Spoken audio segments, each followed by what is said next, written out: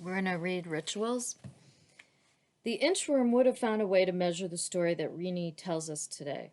Indeed, I can almost see him hanging along. Once upon a time, She grins at Corey and continues her narrative, pausing now for each but not saying it. And Tico a bird, and Cornelius a crocodile, and Ticey a girl.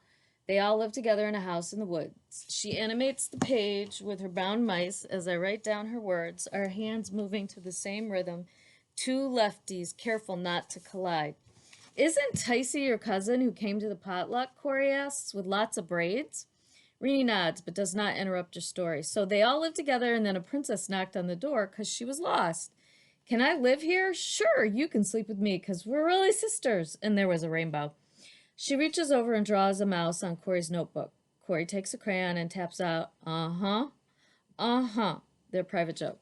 Rini's singing commercial for Leo Leone is here to stay, which seems appropriate in a room filling up with Leo Leone posters. The children have now painted scenes from 9 of his books. One of our favorite lunchtime games is to look around the room and call off the titles in rap style. Tico and the Golden Wings, Cornelius, and so along to Frederick, Fish is Fish, Little Blue and Little Yellow, Inch by Inch, Swimmy, Alexander and the Wind-Up Mouse, and the biggest house in the world. Sometimes we try to remember the order in which the posters were painted. At this, the children do better than the teachers. Frederick is number 1, Tico is number 2, Cornelius is number 3. The choice of a new Leo Leone book is fairly random, but we study each one in the same way. We read the book almost to the point of memorizing it, then dramatize it, paint, and discuss its finer points, comparing new characters to those we already know and to those in the other books as well. The characters enter our stories, our play, and our ordinary conversations. Pretend we're lost and I'm Tico, a princess, and then the wicked tuna comes. The giant tuna is the nemesis in Swimmy. The children have made him into an all-purpose monster. Jonathan recently ended a story with, then the Power Rangers fighted the giant tuna and kicked him into a million pieces. From first reading to poster can take a week, sometimes 2, depending on how busy we are.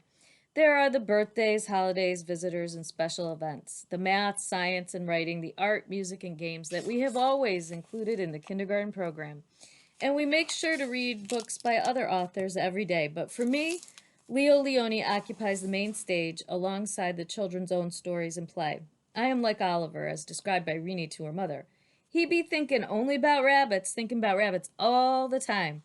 I ask myself, could I have imagined such a curriculum were it not for Rini's fixation on Frederick and my equally ardent identification with Tico?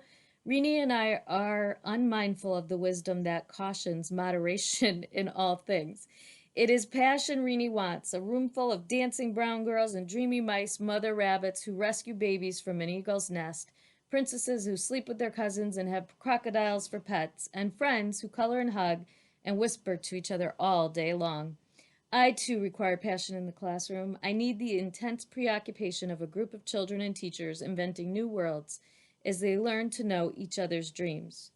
To invent is to come alive, even more than the unexamined classroom. I resist the uninvented classroom.